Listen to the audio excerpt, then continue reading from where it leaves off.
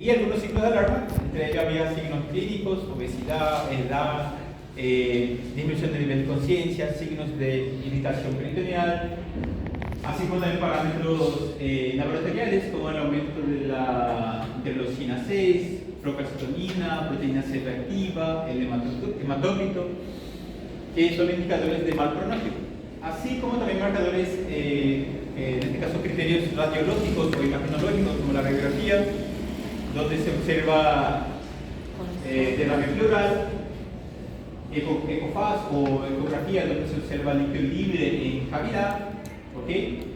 Y parámetros de pronóstico, escalas de pronóstico. En este caso había dos escalas que hoy vamos a hablar, que les dije, era la escala de Apache, Apache 2, y la escala de Ramsson, que son algunas escalas que no sirven para clasificar a la pancreatitis, pero sirven para tener una noción del riesgo del paciente de tener falla orgánica, de riesgo de pacientes que van a necesitar terapia o de pacientes que, por más que se haga todo, van a llegar a la muerte. Son escalas de pronóstico, su nombre es así. ¿Está bien? Ramsson y Apache. Bueno, después de las 72 horas, Petrov utilizaba algunos parámetros, entre ellos ya no solamente el tipo de falla orgánica, sino que qué clase de falla orgánica, cómo se clasifica. Las fallas orgánicas pueden clasificarse en transitorias y persistentes, ¿verdad? ¿Qué es persistente? Es aquella falla orgánica que, a pesar de la medicación de soporte, de hidratación, de oxígeno, a pesar de la medicación que el médico haga, no mejora después de 48 horas de evolución. Si no mejoró en 48 horas, es catalogada como falla orgánica persistente. Y si mejoró, transitorias. Bueno, entonces, después de las 72 horas, Petrov ya utiliza la falla orgánica transitoria y persistente, y también toma como parámetro los grados de necrosis. Para poder ver necrosis, tenemos que solicitar. ¿Qué estudio se solicita para ver los grados de necrosis? Tomografía. ¿Cómo? No. Resonancia. No. Tomografía con doble contraste. ¿Es lo mismo tomografía con doble contraste que tomografía? No. Entonces no me digan tomografía. Sorry. En el día del examen. No les voy a dar el punto, tiene que ser específico. Son estudios separados. Bueno, gracias a la clasificación de Petrov, gracias a la tomografía con doble contraste, también ya podemos saber la necrosis. Solo que la tomografía te puede decir si hay un 50% del páncreas necrosado, 80% del páncreas necrosado, pero solo sirve para saber si hay necrosis. No sirve para saber si está con infección, ¿verdad? Solamente nos va a mostrar que hay necrosis, no sirve para decir si hay bacterias o no. Entonces es limitado también la tomografía con doble contraste. Bueno, ¿vamos a solicitar tomografía con doble contraste a todos los pacientes? No. No. ¿Hay criterios para solicitar? Había 3 criterios principales. 1. Duda del diagnóstico. Si ustedes están en duda de que puede ser otra patología, la tomografía es buenísima para sacar el diagnóstico de diferencia. Otro. Aquellos pacientes que vivieron con pancreatitis aguda leve, pero que por algún motivo ya son 3 días y no están mejorando. Entonces, pancreatitis aguda leve que no mejora después de 3 días, 32 horas de tratamiento, tomografía, porque algo está sucediendo, algo está pasando. Y aquellos que ya fueron catalogados desde el ingreso como tomografía, como pancreatitis aguda potencialmente grave, ya fueron catalogados como grave, sí o sí van a tener complicaciones. Entonces, ¿pido tomografía de forma inmediata? No, solamente cumplido las 72 horas recién voy a solicitar la tomografía de abdomen con doble contraste. ¿Por qué?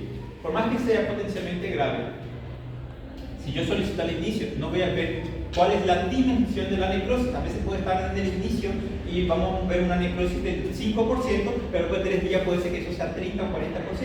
Entonces se espera 72 horas y recién se solicita la tomografía. Ahora, hay contraindicaciones para solicitar la tomografía.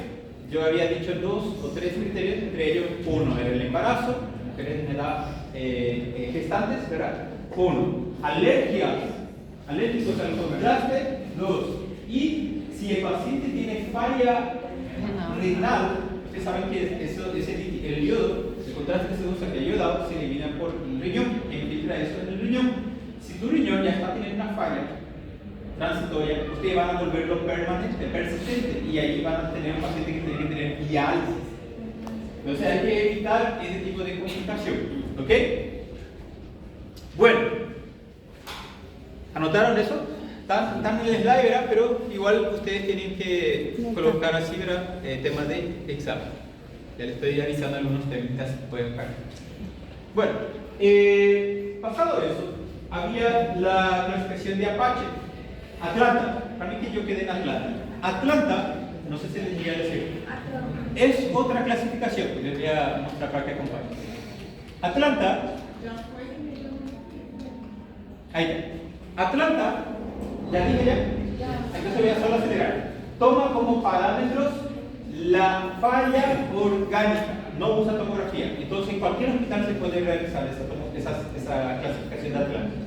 ¿Por qué? Porque yo solo tengo que saber si tiene falla de órganos. ¿Cómo yo sé que tiene falla de órganos? ¿Puedo saber si tengo falla aerodinámica? Midiendo la presión. Si está con 90-60, está hemodinámicamente inestable. ¿Puedo medir la falla respiratoria? Sí, eso Mediante el saturómetro. Veo cuánto está la saturación. Por debajo de 60, falla respiratoria. ¿Puedo saber si tengo falla renal sin creatinina, sin laboratorio? Sí, puedo. Con la orina, la diuresis. Si yo tengo una diuresis menor que 0,5 ml por kilogramo peso, eso durante 12 horas de falla renal, no se olviden de eso. Então a gente podia usar a classificação de Atlanta para determinar se a gente pediria uma tomografia ou não? No es un criterio para pedir tomografía. Mas para determinar a No, gravidade. justamente se creó esa escala en caso você no tenga tomografía. Y você ya quer que o paciente pobre y usted no tiene tomografía, no vas a quedar sin hacer nada, vas a pedirla o vas a poder hacer la clasificación de Atlanta. Y esto tiene una aproximación de un 60% en relación a la tomografía, solo con la tomografía más precisa. Eu só me refiro para a gente determinar a gravidade. A conducta. Sí. Solicitar a tomografia. No es un criterio para solicitar tomografía. Não, eu só digo como que a gente determina a gravidade nesse caso. Com base nos exames laboratoriais? Acá está. No, Atlanta no usa parámetros laboratoriales. Eso clínico, es que estoy diciendo desde el inicio. Se basa en falla orgánica. No necesito de tomografía, no necesito de laboratorio. Es parámetro clínico. Falla orgánica, puede usar laboratorio, pero si no tiene laboratorio, usted hay que usted puede medir la diuresis, usted puede colocar un saturómetro, que cualquier estudiante hoy en día tiene un saturómetro. Entonces, es algo que todos pueden hacer. No necesito de tomografía, laboratorio, ecografía o radiografía. No. Es gratis y fácil de hacer. Es una clasificación que ayuda a tener al médico una noción de que si es un paciente leve, o si es moderado, o si es grave. Es diferente, no es como la de Petrov, que es leve, moderada, grave y crítica. Aquí solamente se basa en leve, moderado y grave. ¿Ok? Bueno, ¿saben qué ayuda? En tomar una conducta. Porque si es leve, entonces sabe que este paciente no se puede dejar sin comer 2 días. Pero si es grave, no sabe que ese paciente tiene que comer lo más rápido posible. Pancreatitis. ¿Puede el paciente comer? No. Si come, ¿qué va a pasar con el estómago y el páncreas? Va a hiperestimular y el páncreas ya está inflamado, va a aumentar la inflamación. Entonces, en todo paciente con pancreatitis aguda, no importa si es leve, moderada o grave o crítica, tiene que comer. No. Sí tiene que comer, pero no puede comer por vía oral. ¿Entienden? Hay 2 formas de alimentar a una persona. Voy a explicar. Vamos, gente, vamos. Después van a tener unas vacaciones largas para estudiar eso. Uno es nutrición enteral, que es la principal forma de alimentación, es la enteral, que es la que todos nosotros hacemos, comer por la boca, comemos. Esa es nutrición enteral, enteral de intestino. La otra alternativa, en caso no hay forma de alimentar por vía enteral, es la vía venosa, parenteral. Por una vía venosa central. Parenteral se llama eso. Tenemos enteral y parenteral. Sepan diferenciar eso. En la vena es parenteral. Todo lo que es dentro del tubo digestivo es enteral. ¿Se entiende eso? Bueno. Sí. Vayan grabando para no caer en la pegadilla que yo les tiré y se cayeron. Entonces, si yo sé que mi paciente al tomar agua o al comer y tragar, le va a empeorar la pancreatitis, no le debo de alimentar por la boca, ¿verdad? No. Entonces, ¿cuál es la mejor forma de nutrición en un paciente con pancreatitis? No. Es la enteral. Cayeron de nuevo en la pegadilla. No es la única forma de alimentación la boca. No, por la boca es enteral. Y por la vena parenteral. Escuchen. Y escuchen. No está confuso, ustedes solo nos dejan con la conclusión. Presten atención. Si yo dije que cada vez que come va a empeorar su pancreatitis, pero no deja de ser la mejor forma de nutrición la vía enteral, pero no es la única alternativa a comer, masticar y tragar. Hay la alternativa nasoenteral. ¿Qué es nasoenteral? Es aquella sonda que entra por la nariz y llega hasta el duodeno o yeyuno, nasoyeyunal. Y yo puedo mandar alimentos por la sonda sin que caiga en el estómago, sino que a través de la sonda vaya directamente en el yeyuno. Pero no es alimento sólido, tiene que ser ya pastoso o líquidos. ¿Se entiende? Entonces, ¿es la sonda nasoyeyunal enteral? Sí. ¿Va en el intestino? Sí. ¿Es enteral? Se va en el intestino. Es enteral. Y no va a estimular el páncreas ni el estómago, porque va a pasar directo al yeyuno los alimentos. Entonces sigue siendo la mejor forma de nutrición la enteral. En este caso, la alternativa, en caso el paciente no pueda comer, es por sonda nasoyeyunal. No es lo mismo que sonda nasogástrica. La nasogástrica termina en el estómago. Si usted le van a alimentar por una sonda nasogástrica, es lo mismo que el paciente comer otra vez por la boca. ¿Entendieron esa diferencia ahora? ¿Entendieron? Sí. ¿Ahora sí? Bueno, hay otra forma de alimentar. Presten atención. Por ejemplo, una gastrostomía, ¿se puede alimentar por el estómago? Sí. Una yeyunostomía, acá, se puede alimentar también, pero son drásticas, son procedimientos muy invasivos. La mejor forma es la nasoyeyunal. ¿Quedó claro? Bueno, solo que ¿ustedes saben hacer eso la nasogástrica? ¿La nasogástrica? ¿Alguien ya vio? Sí. Parece fácil, ¿verdad? Sí. Parece. ¿Tienes Difícil. Bueno, si ya es difícil la nasogástrica, la nasoyeyunal, que es una sonda más larga, es más complejo. No es que es imposible, es complejo. Por el hecho de que la sonda tiene que pasar el píloro para llegar en el duodeno. ¿Y cómo se hace? Se hace en 2 tiempos, incluso en 3 tiempos, pero en 2 ya es suficiente. Introduzcan la sonda. ¿Cómo yo voy a saber? La sonda tiene una guía de metal maleable. Esa guía de metal en la radiografía da para ver. Entonces coloquen la sonda, coloquen todo lo que ustedes puedan, más o menos midiendo que llegue hasta el píloro. Dejen al paciente del cúbito lateral derecho 1 hora a 2 horas que el estómago va a empujar y el píloro se relaja y la sonda entra en el píloro. Hagan la radiografía después de 2 horas de eso, vean si la sonda entró ya en el duodeno, primera, segunda porción del duodeno, y entonces ustedes ya pueden después continuar con la sonda. Ahí mismo la radiografía, empujen, pasó, vuelvan a decir al radiólogo que haga una segunda radiografía y ven si ya avanzó la sonda de ustedes. ¿Se entendió? Es un poco más complejo, pero es barato. No va a gastar el paciente. La otra forma, ya que la mayoría de ustedes aquí, no digo que sea imposible, pero de acuerdo a la profesión que ustedes hagan, nunca van a hacer eso en su vida. Yo, por ejemplo, hago porque es lo que va hacia mi profesión. La mayoría de los pacientes son pobres Y yo hago de esa forma porque no va a pagar. Pero si su paciente es pudiente, si puede pagar, la mejor forma es la endoscopía para que el endoscopista vaya empujando la sonda directo hasta el yeyuno, que va a durar media hora o 15 minutos. Ya hizo eso, acabó el procedimiento, después el endoscopista le dice al médico, ya está en el yeyuno, puede alimentar y podemos alimentar. O la alternativa más barata es ustedes mismos, según yo les expliqué, hacer ese procedimiento, pero lleva su tiempo, ¿verdad? Es algo que no está al instante, tienen que esperar. ¿Se entendió eso? Bueno, ahora, ¿para qué se creó la forma parenteral? Hay 4 indicaciones que podemos hacer para pacientes que tienen pancreatitis aguda grave y van a quedar varios días sin comer, por ejemplo. Supongamos que ustedes no saben hacer la sonda, que es lo que va a pasar en algún momento, puede ser que no todos van a saber hacer eso.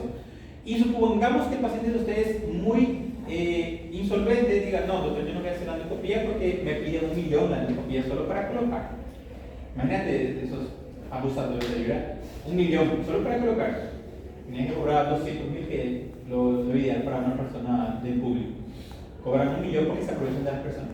Bueno, y después, si no puede hacer eso, la vía venosa central, me imagino que de aquí la mitad va a saber hacer una vía venosa central.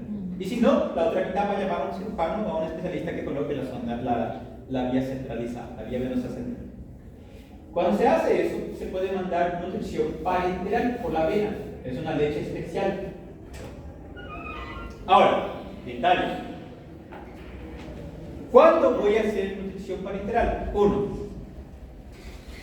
Cuando el paciente tiene intolerancia a la nutrición enteral. Repito, 1. Intolerancia a la nutrición enteral.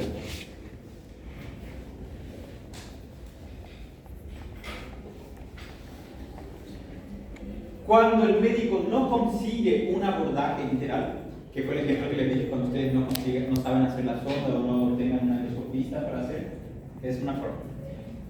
Cuando el médico no consiga un abordaje enteral. Cuando el paciente vuelve a tener una reactivación de los síntomas de dolor al iniciar la nutrición enteral.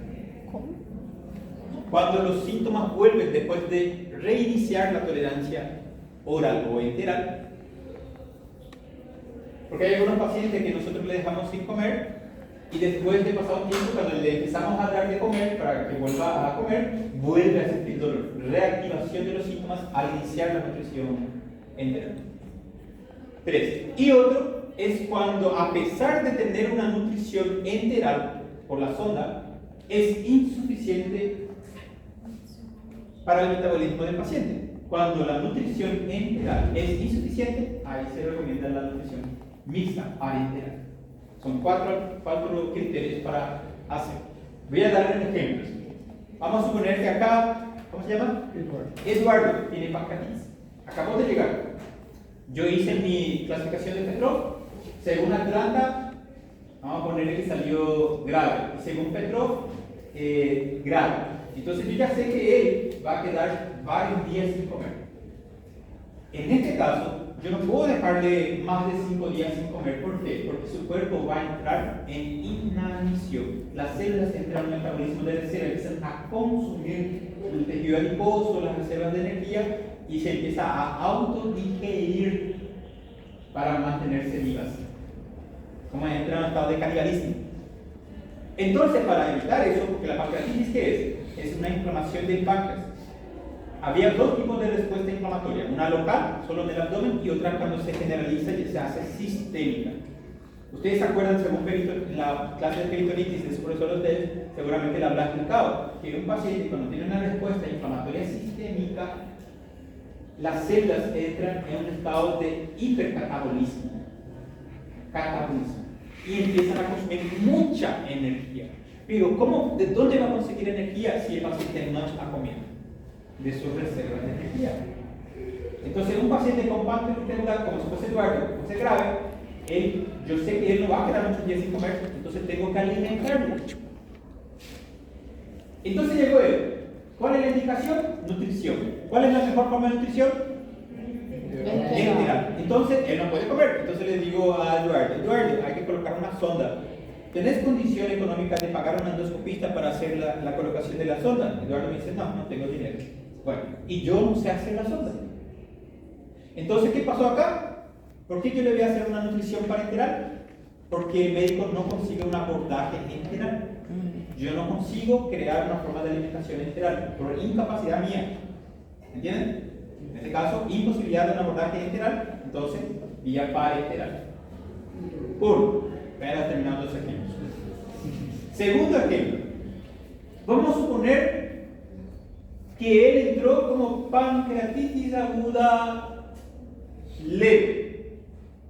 Leve generalmente sí puedo dejarle sin comer todavía, por 2 o 3 días, que suele ser el tiempo en que va a tardar. Le dejé 3 días sin comer a Eduardo, 3 días. Llego hoy y le pregunto a Eduardo, ¿qué tal, Eduardo? Hoy ya son 3 días, mejoró el dolor, pasó, y le veo a Eduardo todavía mal. Todo su abdomen tiene signos de irritación, quiere tomar pero vomita y le duele todo su abdomen. Entonces, al iniciar la tolerancia, empezó de nuevo a tener crisis de dolor o vómitos.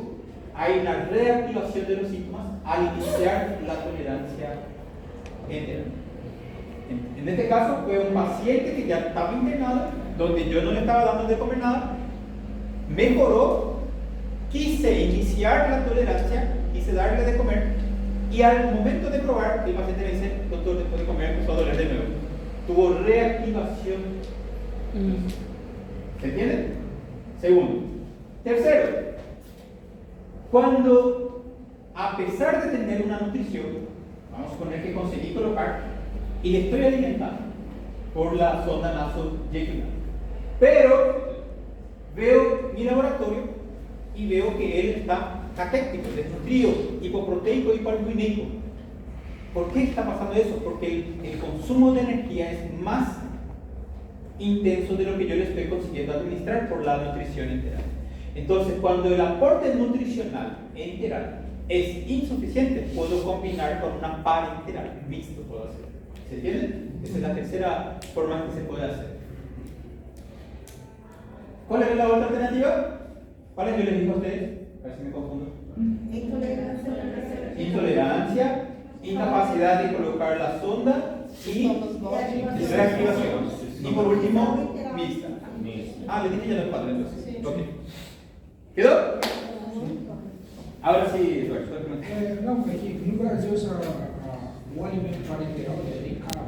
Sí, eso lo dije todavía. Mas aqui também isso o paciente não tem como. Detalle. Acá Eduardo dijo algo que sucede mucho acá también, en todo el mundo creo que es así. La leche que se va, gente, la leche que se va en la avena, no es leche de lactolanda o leche niño por ahí, no, no es la leche normal.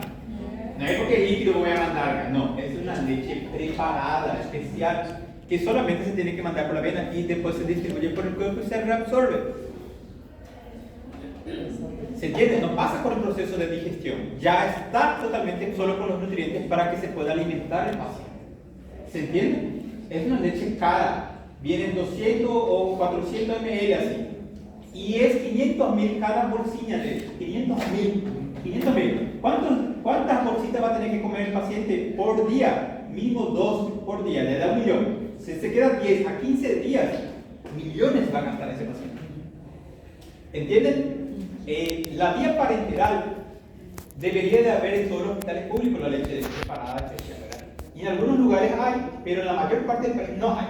Entonces le decimos al paciente, tendrás que comprar, y si va a comprar es carísimo.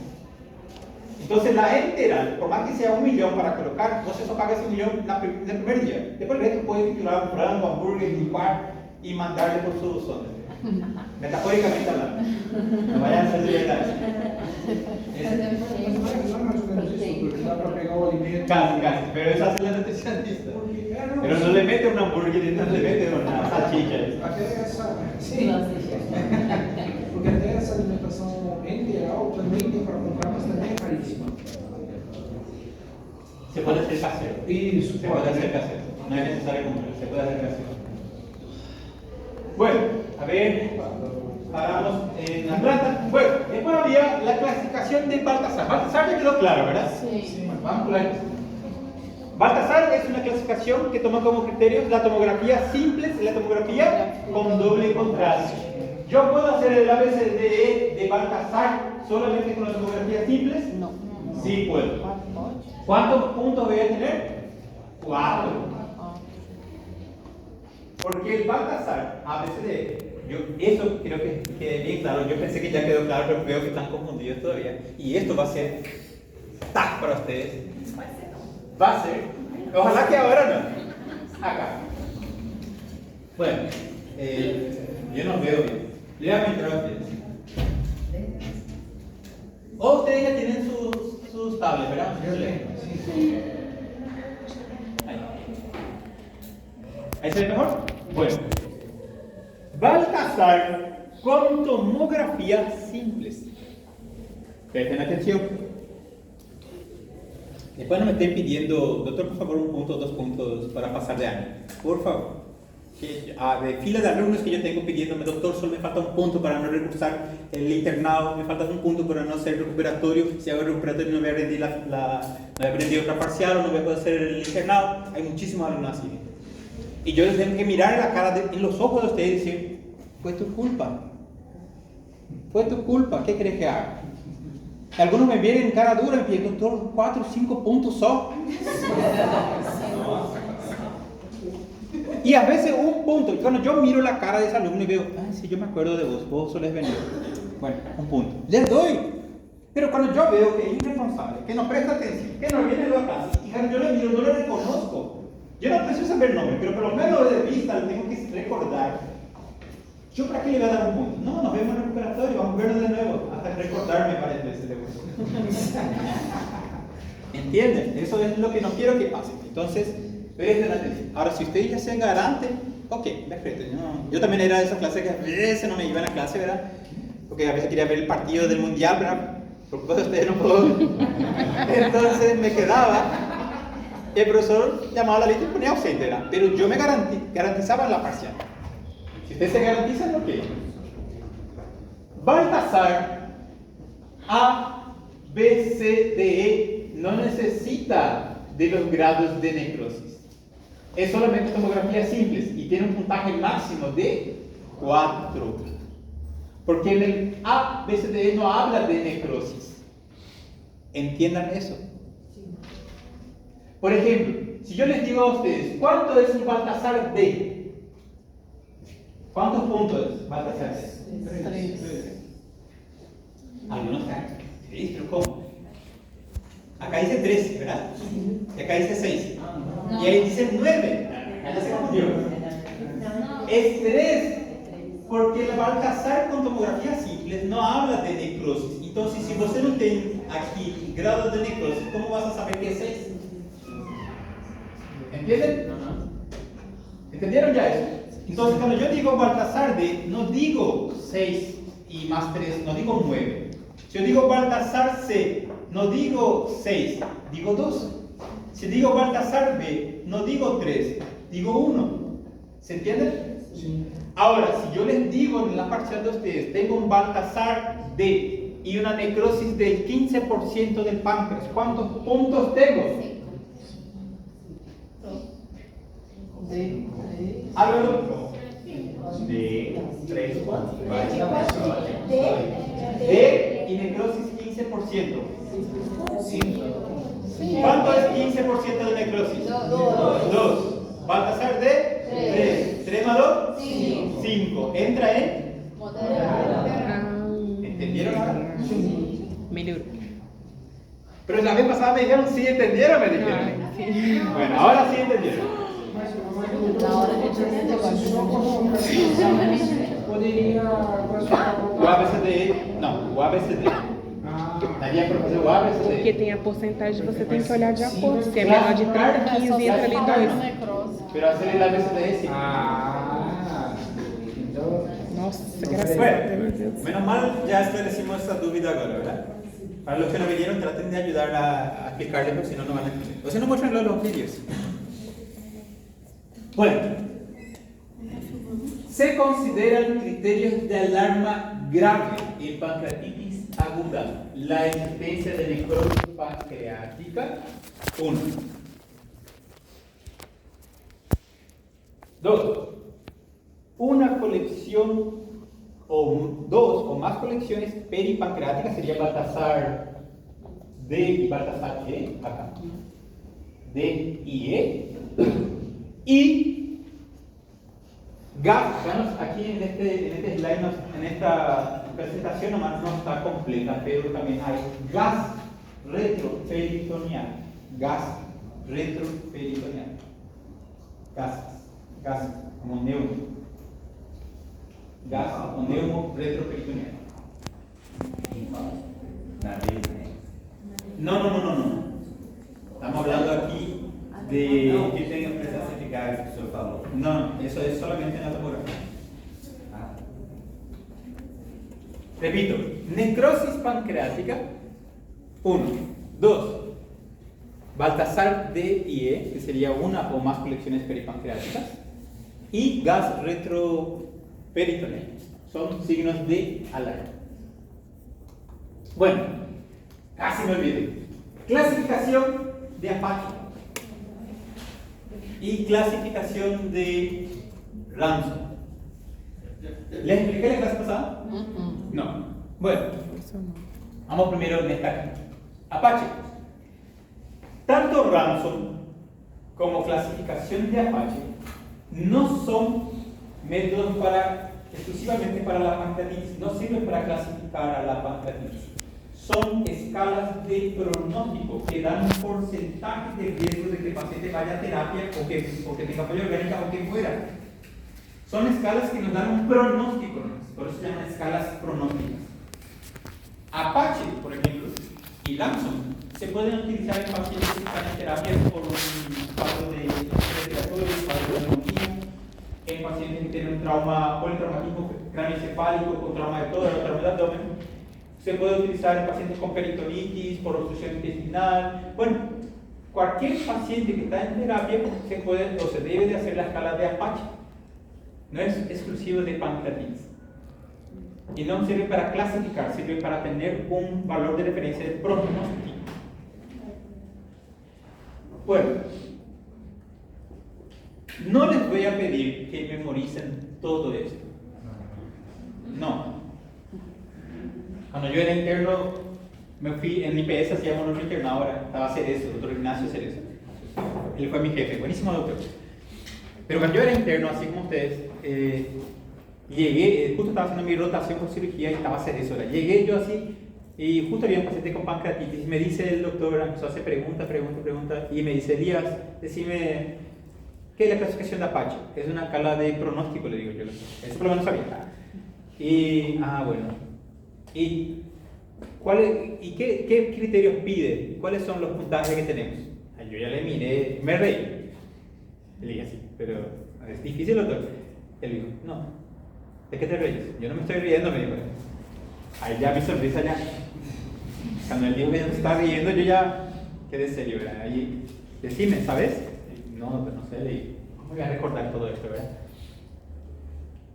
Bueno, era las 8 de la mañana. Andate en tu casa. Y así, suave, sin enojarse. Andate en tu casa. Ya le miro a él. Doctor, yo tengo que quedarme acá. No, andate en tu casa. Pero yo no puedo irme a mi casa. Andate en tu casa. Pero si me voy, vos no entendés. Ya me dijo mal. Vos no entendés. Ahí yo, ok, agarré mi mochila y me fui. Me fui enojado. Hablé 1000 idiomas en su nombre, ¿verdad? Digo, si por ahí ve él, ya sabe ya de eso, pero ya le conté también. Yo ya le conté ya eso a él. Y al día siguiente me llama mi compañero y dice, Elías, el doctor quiere que mañana vuelvas. Ok, pero tenés que memorizar esa tabla. Me pasé el día entero comiendo esta parte de la escuela de Apache. Y llego allá, era martes, llego temprano, con mi ayuda de memoria. Y después, no vino el doctor. Miércoles vino el doctor. Me fui allá. ¿Qué tal? ¿Cómo está? Saludó. Bueno, chicos, ¿quieren hacer esta cosa? Bueno, no hizo caso. No, doctor, ¿tenés una pregunta para mí? No, después nomás. No, doctor, yo estudié, ahora sí. Me hizo perder un día. Bueno, ¿qué parámetros se toma? Yo ya les dije a ustedes tantas y tantas veces que es fácil. no los puntajes, pero sí los parámetros. Yo ya les dije a ustedes, ¿qué van a pedir a un paciente grave? Primero, antes de lo grave, lo básico. ¿Qué es lo básico? Hemograma. ¿Qué viene en el hemograma? Leucócitos y hematócritos. Dos cosas importantes que son parámetros aquí. Coagulograma, ¿también les pedí a ustedes? Sí. ¿Qué viene en el coagulograma? Tiempo de protrombina, TP. También se solicita. Después, ¿qué más le pedí? Cuando es un paciente grave, ¿qué hay que pedir? Les dije a ustedes. Gasometría y electrolitos. ¿Qué viene en la gasometría? pH. pH se pide acá. Electrolitos, sodio y potasio. Son los electrolitos más importantes que tenemos que medir y también son parámetros. Creatinina. ¿Dónde voy a ver eso? Perfil renal. ¿En pacientes graves vamos a pedir perfil renal? Claro. Entonces, todos esos parámetros laboratoriales yo ya les enseñé a ustedes. Van a por lo menos tener en mente que hay que solicitar. Pueden no saber hacer la escala de Apache, pero tienen que solicitar para que el cirujano o el terapista tenga esa escala, por lo menos los valores, y no pierda tiempo solicitando todos esos estudios. ¿Ok? Bueno, otro criterios que se toma, además de la gasometría, del sodio, del potasio, del tipo de protrombina, de hematócritos, de leucócitos, acá, y de la creatinina, son los parámetros clínicos, signos vitales. Temperatura, termómetro, ya está. Frecuencia cardíaca, coloquen el saturómetro y ya da para ver el ritmo cardíaco de la frecuencia más la saturación. Entonces, saturación también, frecuencia cardíaca también, y ustedes tienen ojos, pueden quedar frente al paciente y mirar cuántas respiraciones tienen por minuto. Frecuencia respiratoria. Repito, frecuencia cardíaca, frecuencia respiratoria, presión arterial, da para saber con el esfingo, da para medir, presión arterial media, hay que saber. Después, temperatura y la saturación de oxígeno. Eso que hace son los estudiantes o las enfermeras. Entonces, el médico van a ser sus estudiantes los que van a hacer eso. O, en este caso, sus enfermeras o sus enfermeros. Y solo van a tener que juntar toda esa información, más laboratorio que ustedes ya pidieron, y usar esa escala. Y ahí van a tener una puntuación de 0. Cada parámetro tiene un puntaje máximo de 4 y normal de 0. Normal va a ser 0 y dependiendo del valor que tenga, por ejemplo, tiene temperatura de 38, ¿cuántos puntos tiene? 1 punto. Tiene de 40, ¿cuántos puntos tiene? 3 puntos. Tiene una frecuencia respiratoria de 35, 3 puntos. Y van sumando, van anotando y van haciendo en su calculadora y van sumando. A partir de 8 puntos, se considera de mal pronóstico. Factor de riesgo, paciente con pancreatitis con Apache mayor que 8, igual o mayor que 8, es un factor de riesgo. Por eso se llaman escalas de pronóstico. ¿Qué quiere decir? Que posiblemente un paciente que tiene una pancreatitis aguda de grave crítica, que va a quedar terapizado, que va a precisar de nutrición enteral, parenteral, ¿entienden? Es un paciente complejo. Bueno, aparte de eso, Apache utiliza también la escala de coma de Glasgow. Ustedes ya saben cuál es el puntaje máximo de la escala de coma de Glasgow. ¿Cuánto es? 15. Van a tener que hacer la escala de coma de Glasgow, evaluar el nivel de conciencia de ese paciente y también puntuar. La edad es otro criterio que tenemos en cuenta. Cuanto mayor la edad, peor es el pronóstico para un paciente. Entonces, a partir de 44, en este caso 45, era 44 para abajo es 0. 45 hasta 54, 2 puntos. 55 hasta 64, acá hay 3 puntos. 65 a 74, 5 puntos. Y mayor que eso, 6 puntos. Entonces, teniendo la edad del paciente que viene en la historia clínica, ustedes no pueden preguntar y ver la cédula de identidad del paciente, van a tener que anotar también la edad y van a ir puntuando. Vamos a suponer que nuestro paciente tiene allá arriba un Apache de 5, tiene un Glasgow de 15, normal, pero tiene una edad de 60, tiene 3 puntos. Ahí tenemos ya 3 más 3, o 3 más 5, 8 puntos. ¿Ya hay un factor de riesgo? Sí. Aparte, si le sumamos enfermedades crónicas, como por ejemplo el paciente que se encuentra en su postoperatorio o que tiene una enfermedad de base como EPOC, insuficiencia cardíaca, paciente que es dializado, paciente que tiene una insuficiencia renal, son pacientes que ya tienen una enfermedad de base, también son pacientes complejos. Professor, o En Glasgow, síntesis, les voy a pedir que por lo menos tengan esto en su memoria. Esto yo no les voy a decir, porque por más que ustedes estudien de cabeza a pies esa escala, se van a olvidar un día después o una semana después. Se van a olvidar. Entonces, lo que sí nunca van a olvidar es esto. Entonces, yo les voy a torturar un poco con estos parámetros. No le voy a pedir puntaje, le voy a pedir qué parámetros se toman en consideración para hacer la escala de Apache.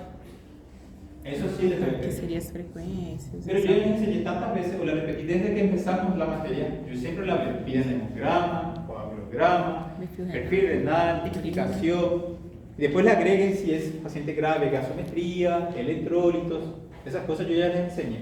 Siempre sigan esa secuencia y van a ser buenos médicos. Pero no pasen vergüenza cuando el médico les diga, pidan laboratorio, y ni los básicos saben pedir, eso es una vergüenza. o Glasgow vai valer ponto só, Sí, solo un punto. independente. Solo un punto. Si deteriora el gasto es porque ya hay una falla del sistema nervioso central. Bueno, después está la escala de Ramson. Ramson es otro autor que descubrió, inventó una forma de catalogar a los pacientes con pancreatitis en pacientes leves o pacientes graves, de acuerdo a unos parámetros. Pero él separa en dos grupos.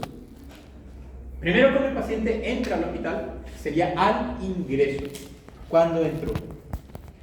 Y vamos a tener en cuenta la edad, glóbulos blancos, leucocitos, la glicemia, el LDH, el lactato deshidrogenasa y la transaminasa oxalacética glutámica, LAST. Si tiene mayor que 45 años, un punto. Tiene glóbulos blancos mayor que 16.000, otro punto. Glicemia mayor que 200, otro punto. Lactodeshidrogenasa mayor que 350, otro punto. El LAS mayor que 250, también otro punto. Bueno, ahí vamos a tener puntos. Menor que 3 puntos se consideran leves y tiene bajo riesgo de complicaciones, menos del 5% de mortalidad. Pero si tiene un puntaje de más de 3, ya es un paciente grave, o sea, aumenta su mortalidad un 20%, incluso puede llegar al 50% si es que tiene más de 5 puntos incluso. Bueno, después que hicieron eso, no termina ahí. Puedo volver a hacer la escala de Ramson 48 horas después, pero ahí ya utilizamos otros parámetros. Vamos a utilizar el hematócrito, que en este caso tiene que estar mayor o igual al 10%, tiene que bajar el hematócrito más que el 10% en comparación al inicio de la internación. Por eso siempre se pide el laboratorio al inicio y después se va utilizando como parámetros. Boom, ¿qué es boom? Nitrógeno ureico sérico. Tiene que estar mayor o igual a 5 miligramos por decilitro. Calcio también tiene que estar, en este caso, menor que 8, una hipocalcemia. La presión parcial de oxígeno, más, en este caso, no es más de 60 litros, tiene que ser el signo menos, está invertido. El signo nomás está invertido. Está invertido el signo. Menor. Déficit de base, sí, mayor a 4.000 equivalentes, este está bien. Y la presencia de al menos 6 litros en la cavidad peritoneal. Eso se puede medir a través de la ecografía, y también pueden tener un valor haciendo una paracentesis y viendo cuánto es el débito de ese líquido. ¿Ok? Es un líquido inflamatorio. Vuelvo a repetir, son escalas de pronóstico para predecir la severidad de una pancreatitis. Escalas de pronóstico. Entonces, Apache mayor que 8 y Ramson mayor que 3 son criterios de alarma, son criterios de mal pronóstico. Bueno, avancemos. Ransom y Apache. Luego, el paciente con pancreatitis puede llegar a tener complicaciones. Hay dos formas de complicaciones. Las que ocurren en un intervalo de 4 semanas, en un mes prácticamente, son llamadas complicaciones agudas. Y las que suceden después de las 4 semanas, o después de un mes, son llamadas complicaciones crónicas. Hay 2 agudas y 2 crónicas. Las agudas. Ustedes, creo que acá Ágata era la que preguntó del líquido libre en cavidad y qué era la colección líquida peripancreática, ¿verdad? Yo creo que le di un ejemplo de un paciente quemado, una burbuja de segundo grado, ¿verdad? Una burbuja de segundo grado, si ustedes mueven la mano, ¿la burbuja cae? No, queda en el mismo lugar, ¿verdad? No se mueve porque está encapsulado. En el páncreas hay colección líquida peripancreática, es como una boya adherida adyacente al páncreas, adherida al páncreas. Si yo hablo de líquido libre en cavidad, Douglas, Interasa, Morrison, el pleno renal, ¿es lo mismo? No, no está encapsulado. Si el paciente se mueve, el líquido se mueve. Si me voy a la derecha, el líquido va a la derecha. Si me voy a la izquierda, el líquido va a la izquierda. No es lo mismo líquido libre en cavidad que colección líquida peripancreática. Esa es otra pegadilla que yo puedo colocar en el examen. Creo que ya les dije la semana pasada eso. Que si en el examen yo puedo poner tomografía que informa necrosis del páncreas del 15% más una colección de líquido en Douglas o líquido libre en Douglas. Una colección de líquido en Douglas. ¿Qué Baltasar es? Só uma coisa. Y vamos a poner, voy a agregar más, páncreas aumentado de tamaño.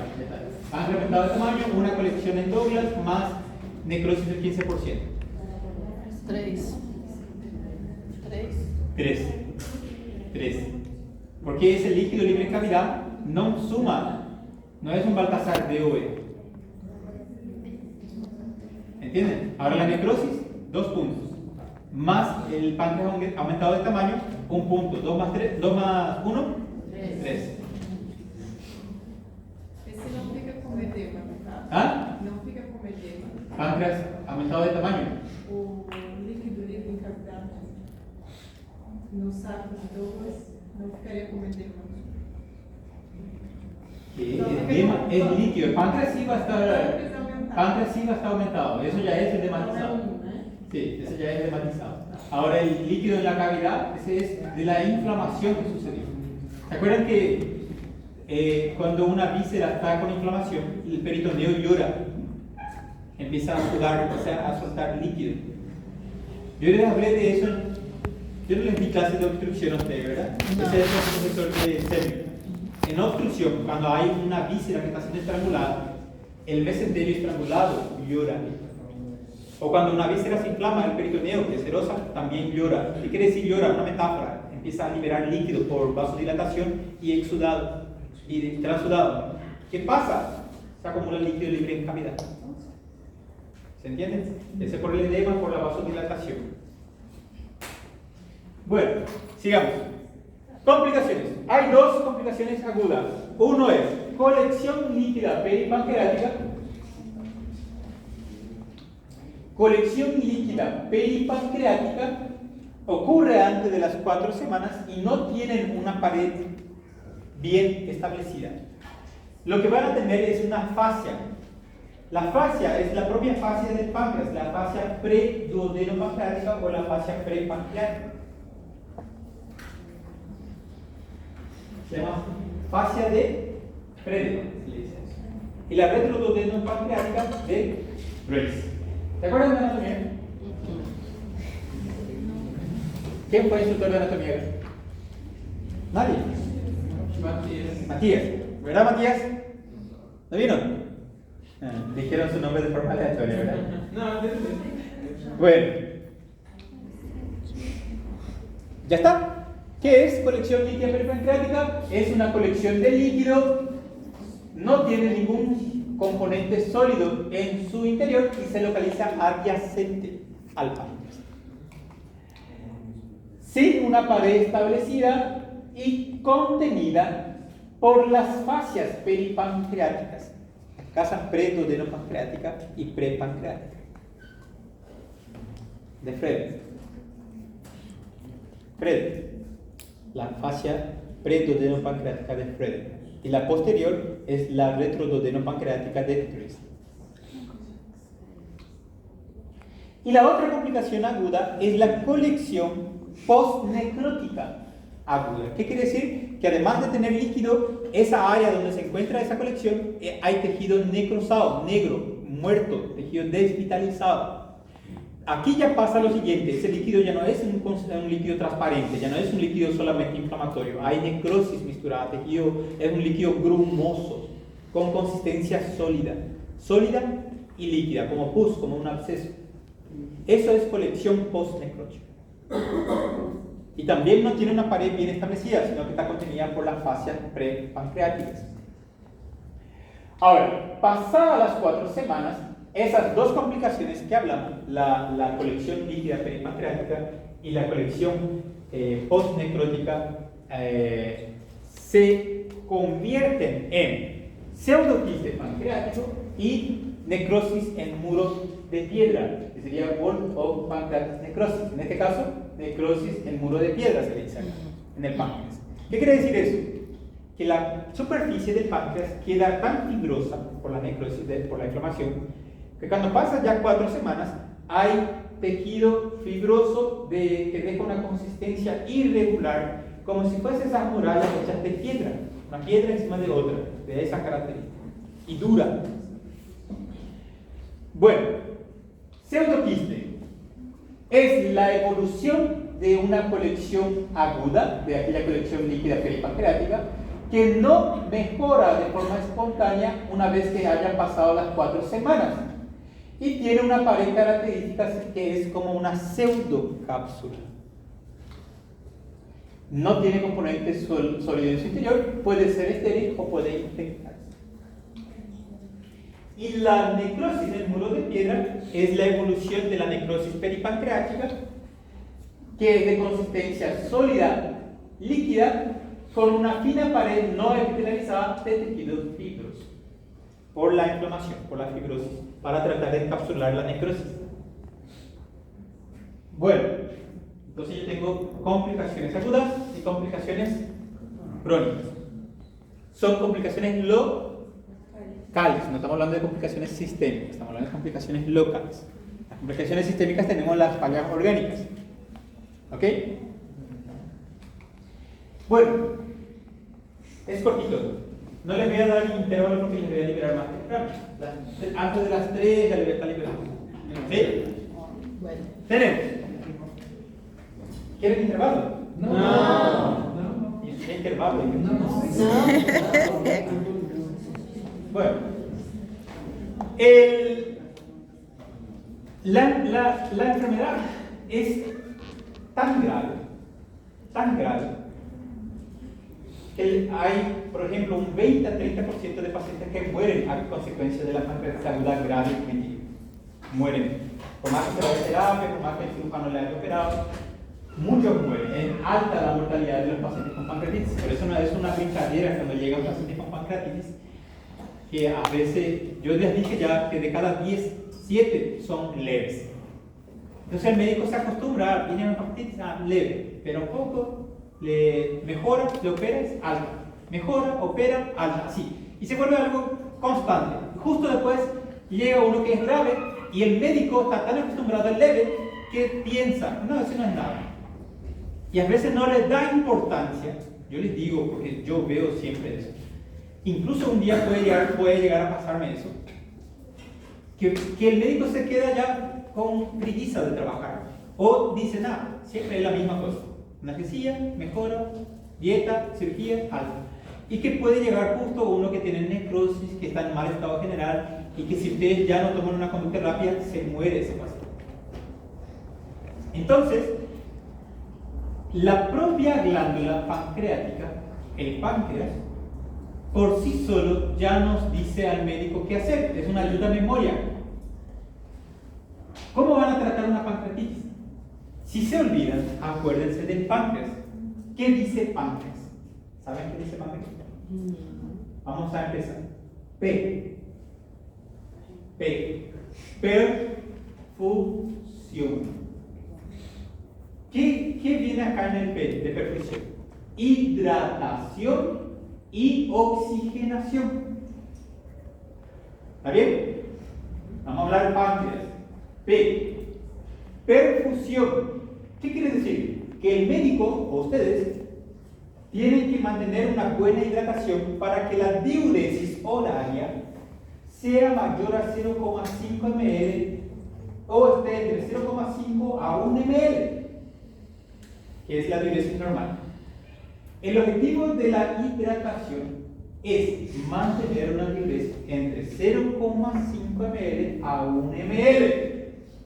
Ese es el objetivo de la perfusión. Pero acuérdense que perfusión, ¿qué es perfusión? ¿Qué es perfusión? Es cuando nuestro sistema cardiovascular o cardiorrespiratorio logra mantener una buena oxigenación y un buen aporte de nutrientes a los tejidos. Eso es una buena perfusión. Al decir perfusión, no me voy a solo basar en la hidratación. Acuérdense, el paciente puede tener mala mecánica respiratoria y tener una desaturación de oxígeno. Entonces, además de hidratar, ¿qué vamos a hacer si el paciente está con mala mecánica respiratoria? Oxigenación. ¿Y cuál es el objetivo de la oxigenación? Mantener una saturación entre los 93 a 95 para arriba. Eso es P. Perfusión. Perfusión. Bueno, vamos a hablar de nuevo. Páncreas. PA. El paciente con pancreatitis tiene tanto dolor que algunos lo comparan a un dolor de referencia entre 9 a 10, de 10 en algunos casos, que el paciente por el dolor no consigue respirar bien y su presión y su frecuencia cardíaca aumentan por el dolor. Entonces es aconsejable de la analgesia. Analgesia. Analgesia. ¿Y qué vamos a dar ahí? Aines. Ketorolac, diclofenac, incluso la dipirona. La dipirona también es un antipirético, pero también es un analgésico. La dipirona. Pero de cada 10 pacientes, 6 mejoran con el ketorolac, con la dipirona, pero los otros 4 siguen con intenso dolor. Y ahí, en caso de que los AINES no son suficientes, o en caso que el paciente sea alérgico a los AINES, usar derivados de la morfina. Los opioides. Podemos utilizar tramadol, meperdol, incluso la morfina. Tramadol de 100 miligramos o meperdol de 100 miligramos.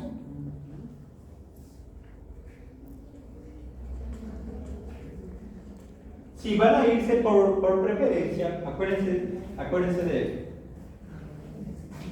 Entre meperdol y tramadol, los dos son potentes, los dos.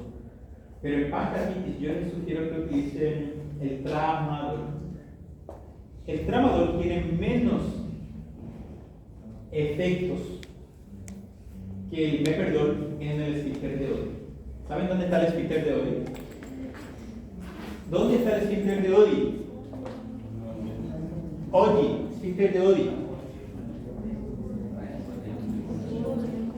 El esfínter de Oddi es un esfínter muscular que rodea el colédoco y el conducto pancreático principal de Wilson, en la ampolla de Vater. Esfínter de Oddi. Si yo les dije que la pancreatitis ocurre por aumento de la presión en el conducto pancreático, no creen que si yo les doy morfina y hace vasoconstricción del esfínter de Oddi, no va a aumentar más todavía la presión. Entonces, tiene el efecto colateral o adverso de que alivia el dolor, pero predispone a mayor tiempo de la pancreatitis. ¿Entienden? Bueno, por eso yo uso más tramador en pacientes con pancreatitis. Tramador yo suelo utilizar. Ahora, si ni con el tramador pasa, gente, yo suelo usar ya directo la morfina, riesgo-beneficio. Paciente con mucho dolor puede tener un infarto. ¿Está bien? No se olviden de eso. ¿Sabían que el dolor mantiene más todavía la respuesta inflamatoria sistémica? Entonces, aliviando el dolor puedo disminuir la respuesta inflamatoria. Bueno, pan. N. Nutrición. ¿Cuál es la mejor forma de nutrición? Enteral. Y entre la enteral, ¿cuál es la mejor forma de nutrición? Nasoyeyunal. Nasoyeyunal. No se olviden de eso. Nasoyeyunal. Si le pongo nasogástrica es una pequeña. ¿Ok? Bueno. Voy a colocar en la clase. Acuérdense, está grabando. Una pegadinha. Bueno, nutrición.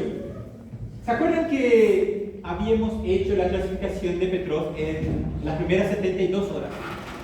Si viene Eduardo con dolor de un día de evolución, gritando, umbral de dolor 9 de 10, vomitando, taquipneico, taquicárdico, con presión elevada, diuresis conservada todavía, pido laboratorio, amilasa, 500, elevado, pancreatitis, confirmo, ok.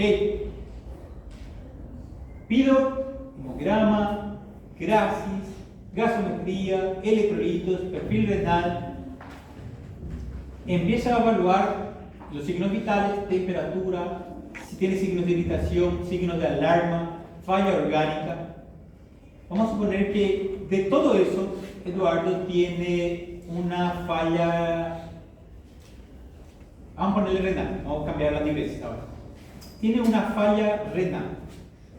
Creatinina mayor que 2 o una oliguria menor que 0,5 ml. ¿En qué le voy a catalogar a Eduardo? ¿Como leve o potencialmente grave? Potencialmente grave. Entonces, ahí yo tengo lo siguiente.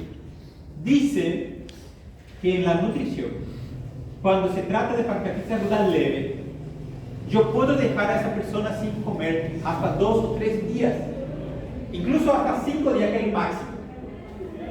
Porque la mayoría en 2 días ya mejora si es leve, y ya puedo comer por vía oral y después operar y se va de alta. Dijimos que de cada 10, 7 son leves, y de esos 7, todos mejoran en el segundo o tercer día, comen, después vemos la cirugía y se va operado a su casa. Pero, en el caso de Eduardo, catalogamos como potencialmente grave. Automáticamente, una vez que ustedes tomaron esa confirmación de que es potencialmente grave, ya tienen que deducir que Eduardo va a quedar más que 5 días internado y más que 5 días sin poder comer.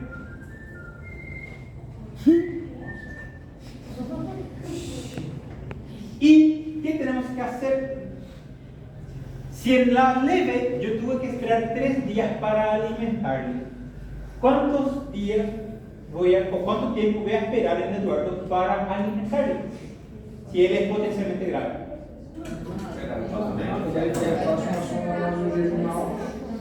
No esperamos nada, porque aquí él no va a comer por la boca, va directo por la sonda. Entonces se inicia la alimentación enteral por sonda nasoyeyunal precoz, antes de las 48 horas o las primeras 48 horas.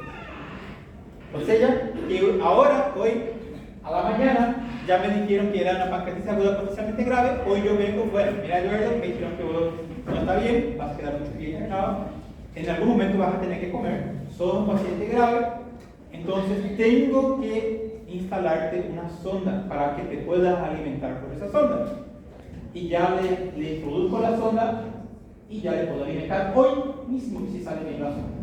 Hoy mismo. Cuanto más rápido es la nutrición, mejor será la evolución del paciente. Porque nuestro cuerpo necesita de combustible. Y otro, necesita de descanso. Si su paciente no duerme, ¿Y por qué no va a dormir? Por dolor, por vómitos. Entonces alivien esos síntomas y sus pacientes duermen lo mínimo más de 8 horas y se alimentan para mejorar en 2 días. Nunca se olviden de eso. Incluso si ustedes están enfermos, no les da un poco de cansancio, es su cuerpo pidiendo para dormir. Su cuerpo se va a autorreparar, pero tienen que dormir. Y si duermen solo 7, 6, menos que eso, su cuerpo nunca se va a recuperar. Parece que mentalmente están descansados, pero su cuerpo está agotadísimo. Nunca se olviden de eso. En mis pacientes, yo vi muchos pacientes, yo les dije así a ellos, que la mayoría son pacientes ya de entre 50 años y no logran dormir bien. Son pacientes que tienen, por ejemplo, prostatitis, por ejemplo. Doctor, no sé qué me pasa, porque cada vez que yo tengo un momento de estrés, cada vez que yo tengo mucha actividad o cada vez que tengo algún problema, me empieza a atacar mi próstata, dicen los pacientes. Y yo le doy remedio para próstata. Pero ya me recetó ese remedio el urólogo y sigo con dolores para orinar, sigo con ese dolor. Bueno, ¿y qué voy a hacer? Le digo. Y yo trabajo de tal hora, y bueno, ¿y qué hora te dormís? Y ya por la medianoche, ¿qué hora te vas a trabajar? A las 5. Voy a dormir 4 horas. 4 horas dormir. Pero vos dormís a la medianoche porque vos tenés que hacer algo hasta la medianoche o porque querés quedar despierto hasta la medianoche. No, y me paso mirando el celular, me paso viendo otras cosas. Entonces le dije, suspender el celular, dormir las 8 de la noche, por lo menos que cumpla 10 horas de sueño, y en una semana o en 3 días el paciente volvió, doctor, no sé qué me diste, pero mejoré. Todo así, yo fui viendo así, muy rápido mejorar esos pacientes. El sueño es necesario. Bueno, pancreas, C de casa. ¿Qué es C? Clínica evolutiva. ¿Cómo yo voy a saber la evolución de mi paciente? ¿Cómo puedo saber eso?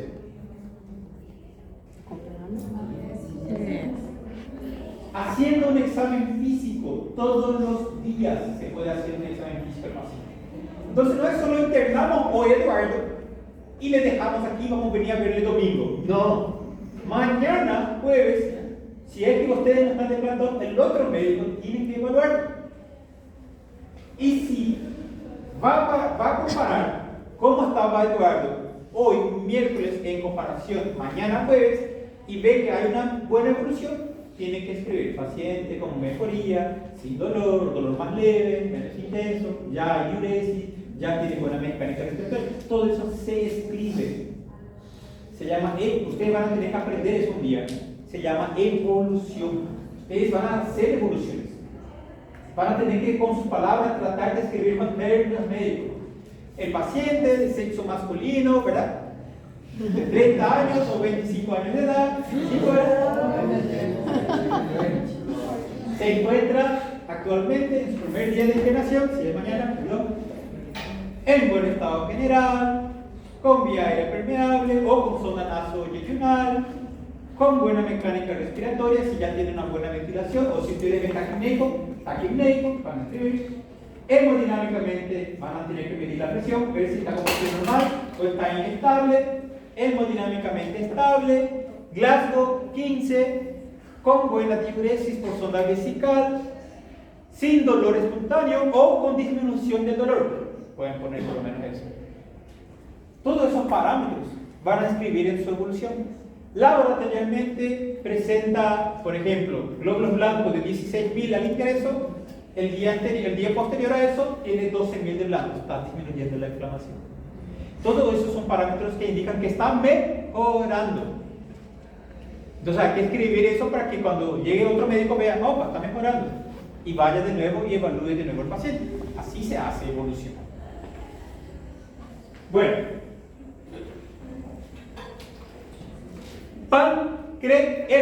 R. Radiografía. ¿Qué significa la radiografía? Imágenes. Por ejemplo, radiografía de tórax. ¿Qué yo quiero ver? ¿Qué puede haber en una pancreatitis aguda grave en el tórax? Derrame pleural. Radiografía. Yo voy a mirar eso en la radiografía del tórax. Líquido libre en cavidad, ¿cómo voy a mirar? Ecografía. Líquido libre en cavidad. Entonces, La R de radiografía significa imágenes. Puede que ustedes no tengan ecografía, va que tienen resonancia, sirve. Tomografía, sirve. Son imágenes.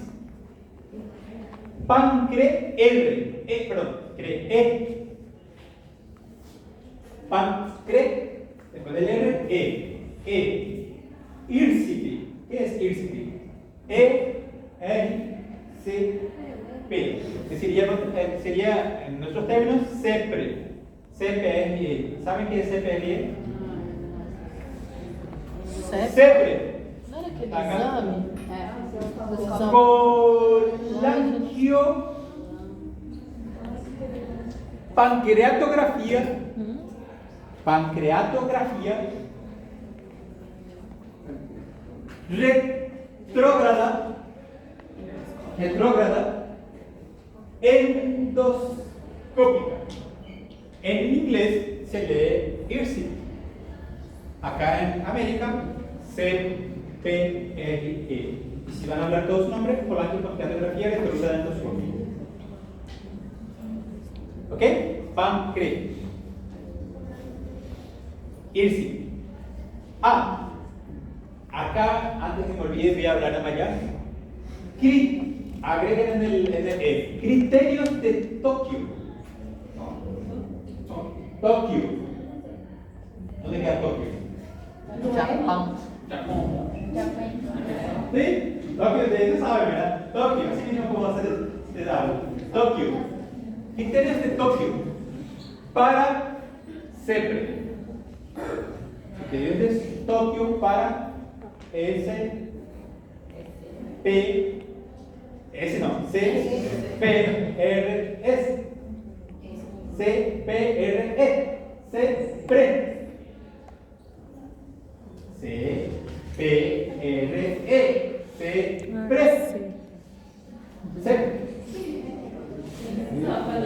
Dos puntos. Abajo hay tres criterios, tres formas de subdividir. Vamos a empezar por uno. Vamos a hacer así. Número uno, criterios muy fuertes.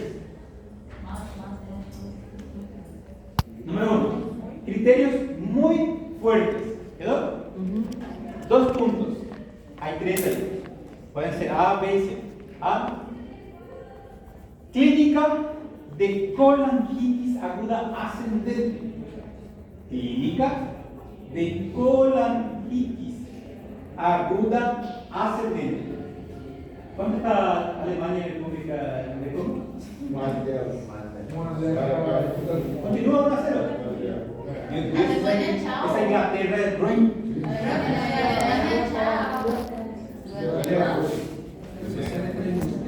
63 minutos.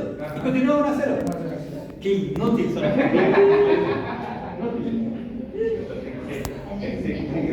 Para cá e entrar numa aula, eu estava no estudo assistindo. Mas aí já botei, dar um exercício, botei o jogo no Mas aí entre Alemanha e Paraguai, que eu optei por Alemanha. Ahora voy a contar por Paraguay. Y no sabemos si Francia puede ganar. Seguir acá van a apostar por Francia. Ahí va a ganar Paraguay. La agarra ahora. Puede ser. Segundo, litiasis en el colédoco. Evidenciado por imágenes. Litiasis en el colédoco. Evidenciado por imágenes.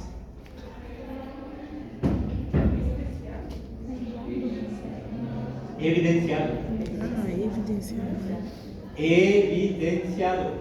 Evidencia. Se ve que se comprueba que hay una litiasis en el colédoco.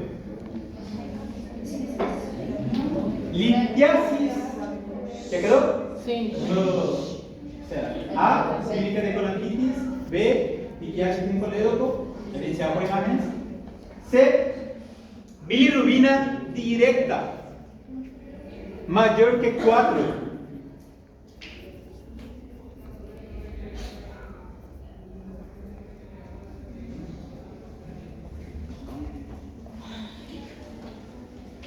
¿Ya?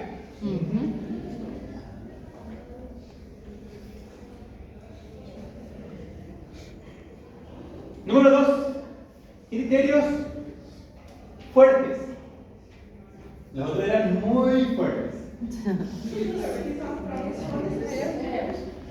Puede ser bien general, porque cuando juntemos pancreatitis, colecistitis, colantitis, coledoclitiasis y colelitiasis, vamos a tener todo criterio para clasificar colecistitis, colantitis, coledoclitiasis, y después vamos a tener criterio para hacer el diagnóstico de colecistitis, colantitis y coledoclitiasis. Y pancreatitis.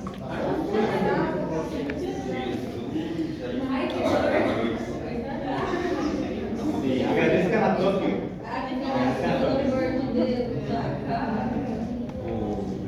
Dice, bilirrubina directa.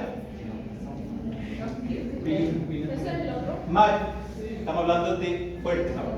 A. 2A. Socorro. Bilirrubina directa mayor que 2.8 y menor que 4.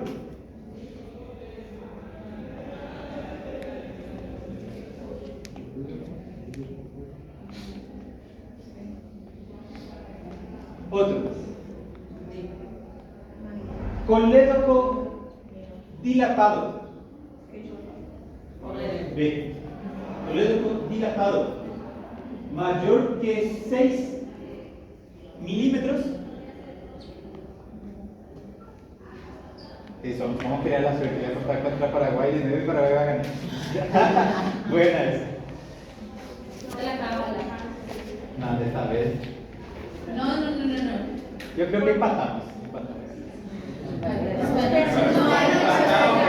En Pérez Paraguay no va a ganar. Eu também acho. Ahí Francia está. En tiempo. 50 um empate e Paraguai passa. Si Paraguay pasa, un punto para ustedes.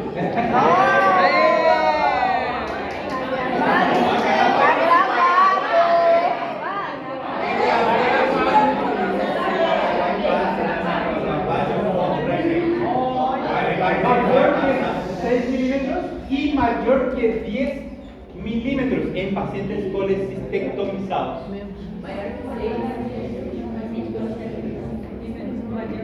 Mayor que 6, el colédoco ya está dilatado. Pero ese mayor que 6 no se aplica a quien ya perdió la vesícula.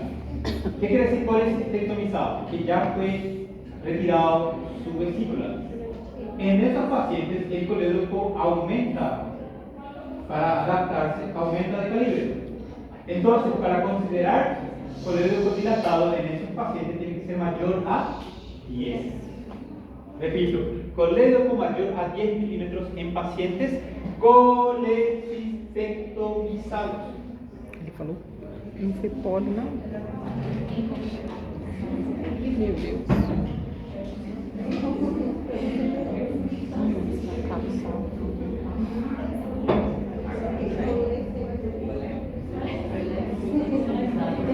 Colecistectomizados. Moderados. São dois critérios aí. Com P? Qual? Com. Colecistectomizados.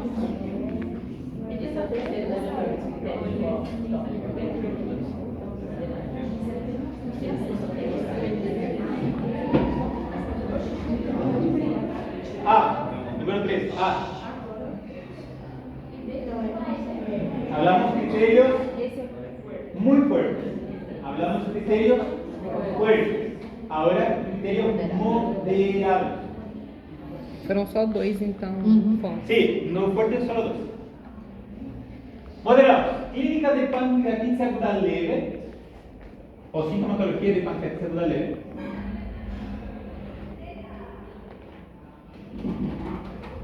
Dos. Não peguei.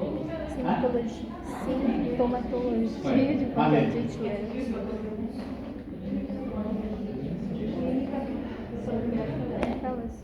Os sintomas. ¿Ya?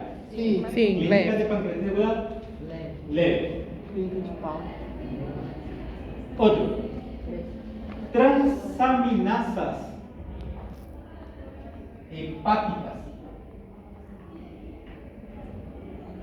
elevadas. ¿Cuáles son esos? GOT, gamma TT, hofatasacalina. bilirrubina, otro, bilirrubina mayor a 1.8. Sí, bilirrubina mayor a 1.8 y menor que 2.8. Y menor que 2.8.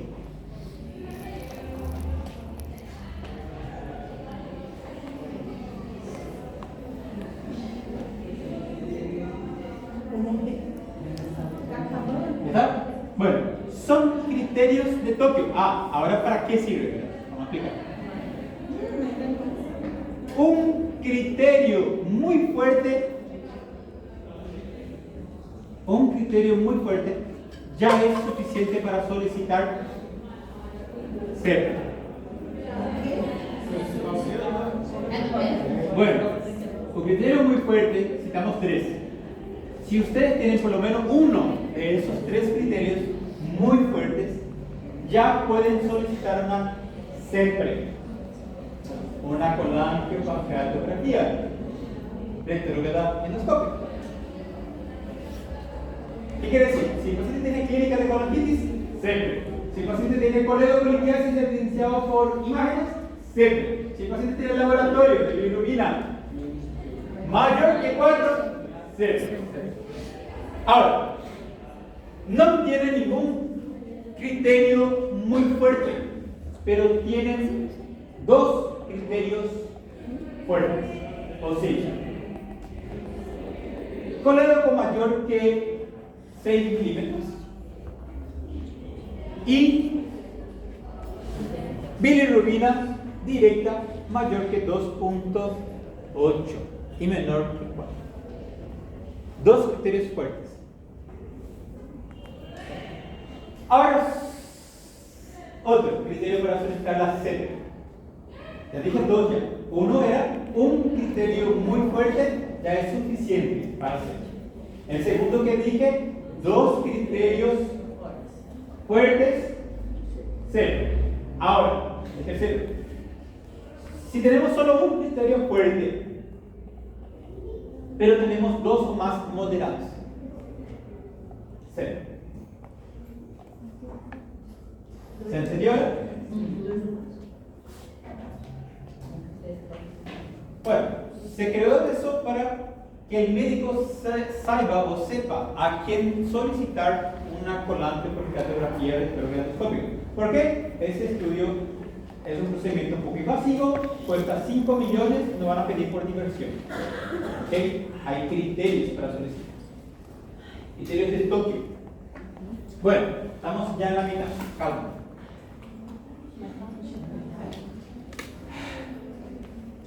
Síndrome compartimental. ¿Saben qué es? Sí. Ahí está.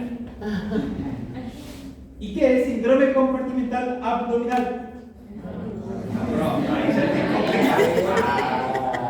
Vai ser a mesma coisa, não? Vai ser Bueno. pressão intraabdominal.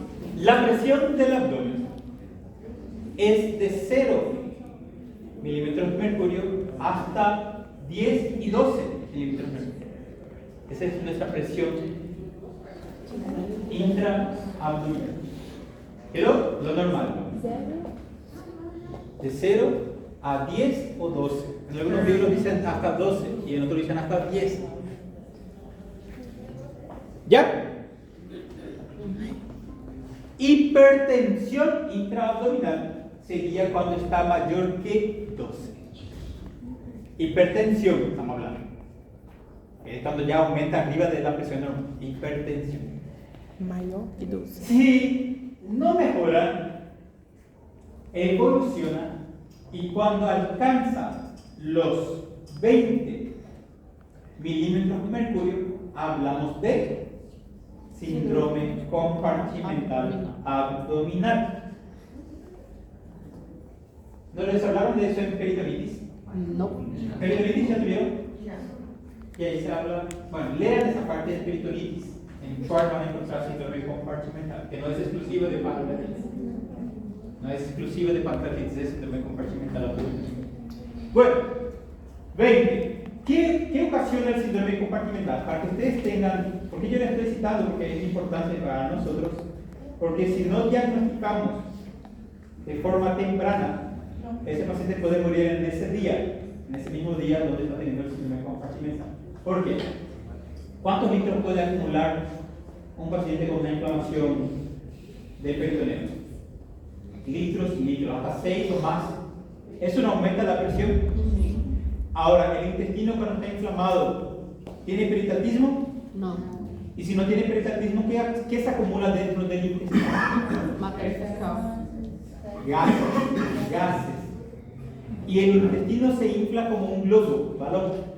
Más el líquido libre de cavidad, todo eso aumenta la presión y el abdomen se hincha, se distiende. Y la presión es tanta que ahí tenemos síndrome compartimental. ¿Qué va a pasar? Primero, el diafragma no consegue bajar. El paciente tiene dificultad para respirar, tiene taquipnea, es taquipneico, mala mecánica respiratoria, dolor. Luego la presión llega al punto de colapsar las venas renales. ¿Qué pasa entonces ahí? El primer signo que vamos a tener, anuria, no va a orinar el paciente. Ya es grave ya, estamos llegando a este punto.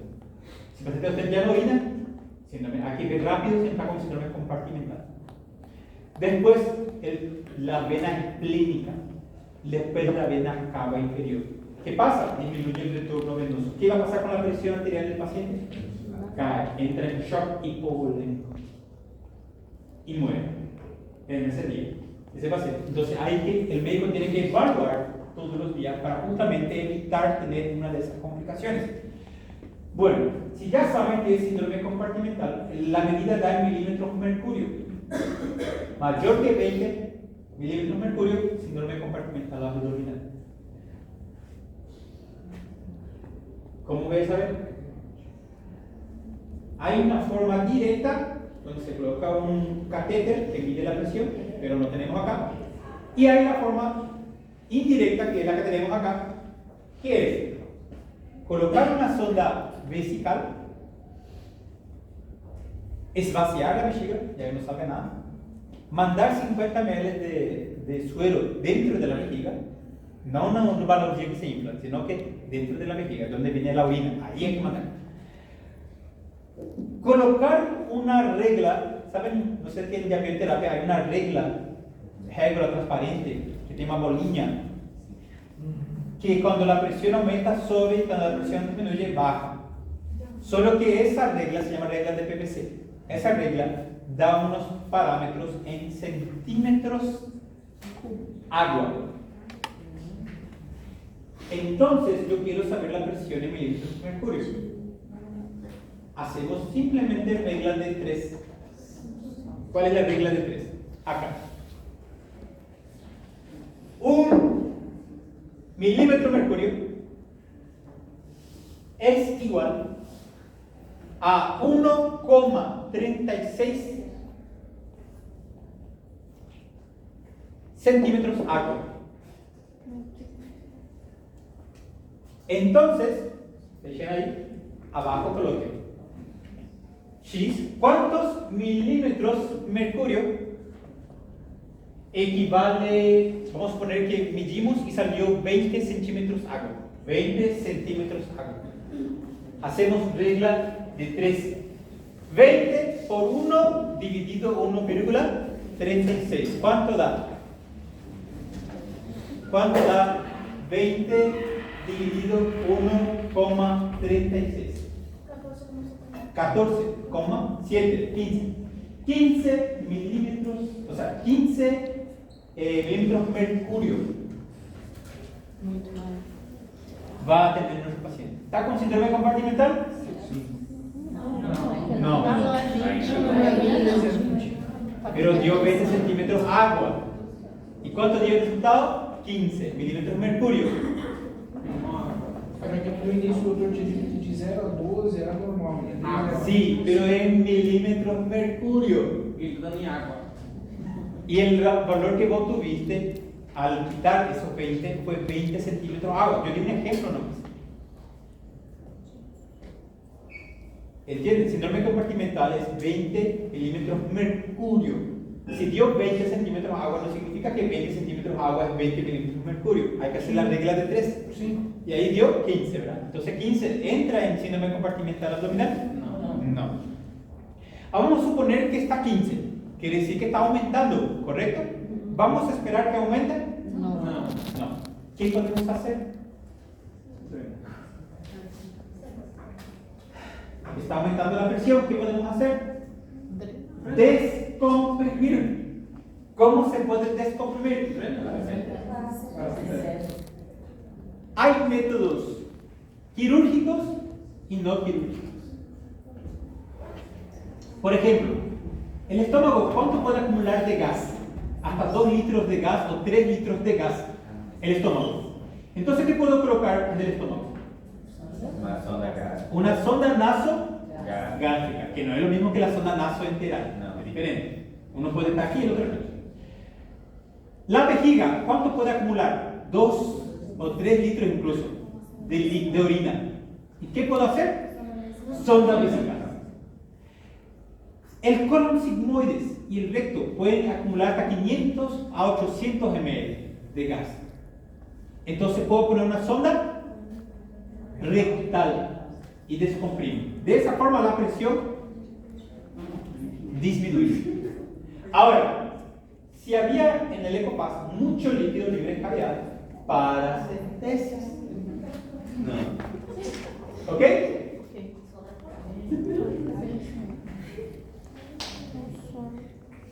Las formas quirúrgicas tenemos la laparotomía con abdomen abierto. Dejamos abierto el abdomen. O podemos abrir la piel sin abrir la cavidad y hacer fasciotomía. ¿Qué es fasciotomía? Hacer cortes en la fascia, no abriendo toda la fascia, sino cortes de descarga. Y ahí la fascia queda elástica, flexible. O podemos también hacer la laparotomía, abrir todos los planos y solo cerrar piel. La piel es elástica. Entonces también disminuye la presión. Y si mismo no da para cerrar ningún piel porque el intestino está tan hinchado, entonces abdomen abierto contenido por bolsa de Bogotá. ¿Escucharon ya hablar de eso? Antiguamente se dejaba el abdomen abierto, pero había mucha contaminación, bajaba bichitos. Bueno, y las vísceras, el paciente tosía y las vísceras caían. Entonces, para que no pase eso, se pone una prótesis alrededor de la herida abierta del abdomen. Y la prótesis es una prótesis de plástico transparente que permite al médico mirar las vísceras a través de la prótesis. Y cuando el paciente tose, la prótesis evita que las vísceras caigan, evita que una mosca entre allí y deje sus larvas. ¿Se entiende? Abdomen abierto contenido por bolsa de Bogotá se llama. ¿Ok? Bueno, entonces ya saben que es síndrome compartimental, ya saben esa regla o esa fórmula de cómo convertir 1 milímetro de mercurio en centímetros agua o viceversa, ¿eh? Centímetros agua en milímetros de mercurio. Solo usan la regla de 3, la mejor forma de solucionar los problemas de regla de 3. A ver, ¿qué más había? Nutrición, ya hablamos, apetitis, ya hablamos. Ok. A ver si no me olvido de algo. Cuando yo les había dicho al inicio y me olvidé, la tomografía sirve para ver la necrosis, ¿verdad? Necrosis. Pero justo les hablé, ¿da para ver si está infectado esa necrosis? No. La tomografía no da ese valor. Ahí yo me olvidé de continuar la frase. ¿Cómo voy a saber que tengo necrosis o cómo voy a confirmar? Con la PAF. Con la PAF. ¿Qué es la PAF? Punción aspirativa con aguja y PAF, guiada por ecografía. Si en el PAF sale que hay bacterias en la necrosis, confirmamos la infección y hay un paciente de riesgo. Nosotros estamos terminando el páncreas, ¿verdad? ¿Dónde paramos? IRCP, ¿verdad? Tokio, sí, Tokio, IRCP. Páncreas. ¿Qué es el A? A. Antibiótico terapia. Si se confirma que hay infección con la necrosis, vamos a agregar meropenem o imipenem.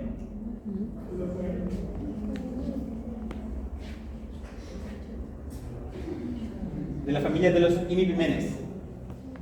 Meropenem e imipenem. Y el S de cirugía.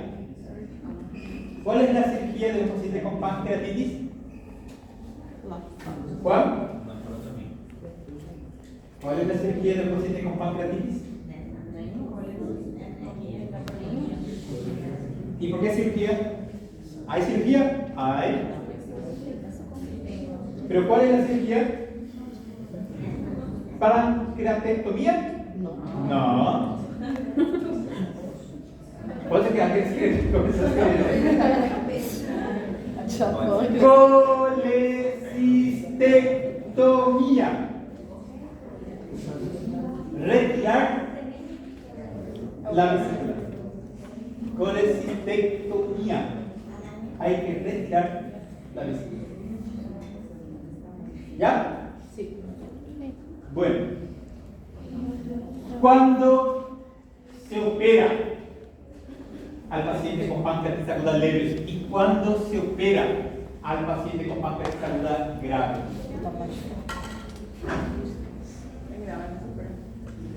¿Cómo es? 2-1. ¿Quién? ¿Ganando? Bien, carajo. Bueno, vamos a terminar. ¿Verdad? ¿Verdad? Te voy a castigar si me estás mintiendo. ¿Estás mintiendo?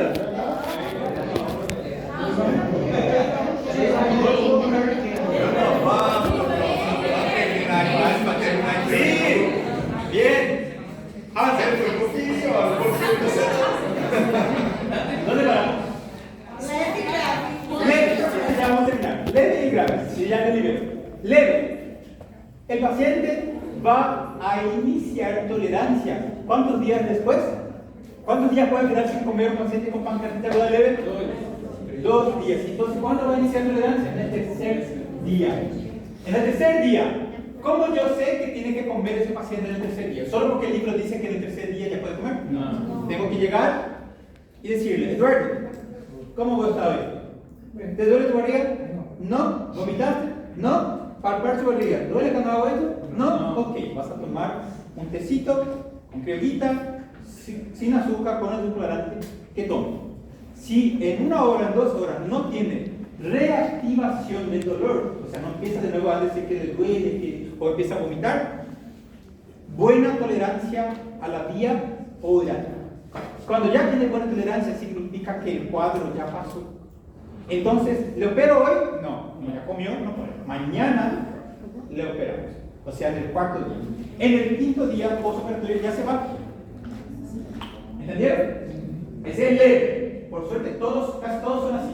Ahora, cuando ustedes catalogaron como potencialmente grave o moderado grave y crítico, ahí ya muda. Porque para que ustedes puedan catalogar fue porque tuvo alguna falla orgánica, o porque tuvo alguna necrosis, o porque tuvo alguna colección líquida peripancreática, ¿verdad? O se lo quiste. Bueno, si él era potencialmente grave y tenía una necrosis del 15%, y había una colección líquida peripancreática, y ya pasó, y está con sonda nasoenteral, y hoy hace 15 días que está internado. Vengo hoy, le digo a él, ¿te duele algo? Ya no. 15 días después ya. No, es un ejemplo, no puede ser 20, puede ser 30 días. Y le pregunto, ¿te duele algo? No. ¿Vomitaste? No. ¿Laboratorio? Normal. Ok, vamos a hacer lo siguiente. Pincen la sonda nasoenteral y le diga a la enfermera que le dé nutrición por boca. Va a empezar a tomar.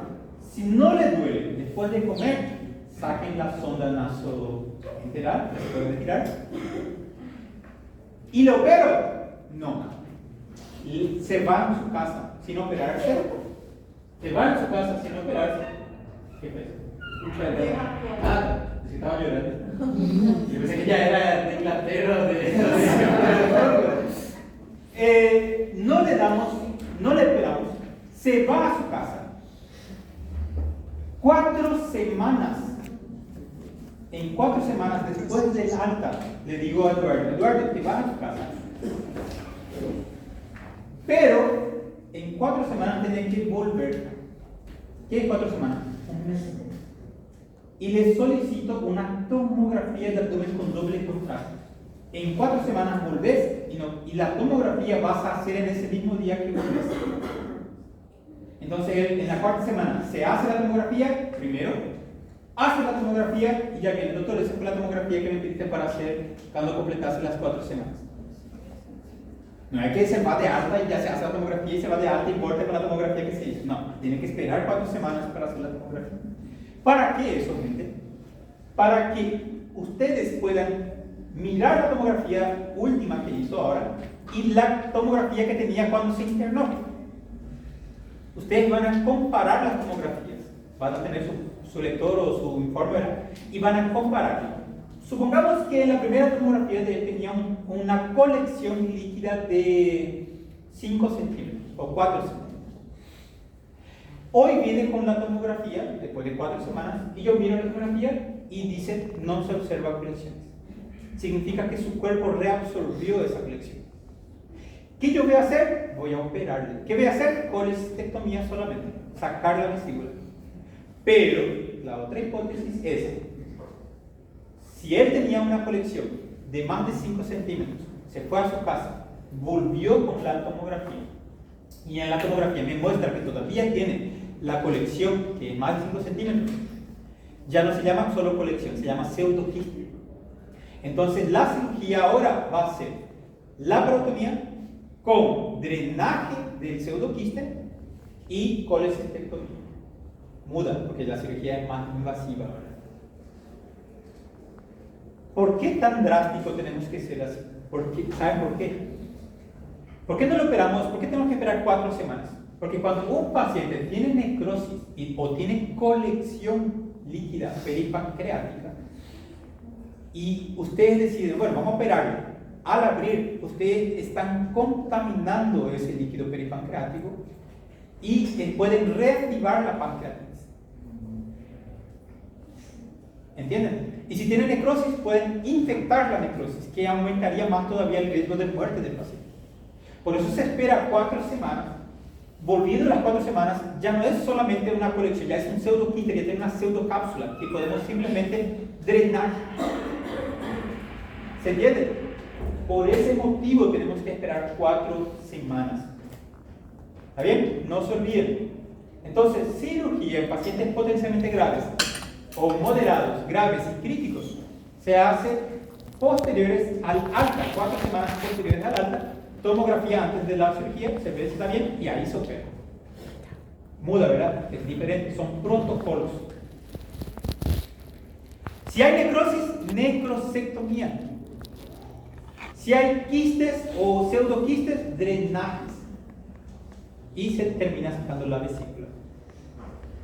Bueno, chao. Liberados.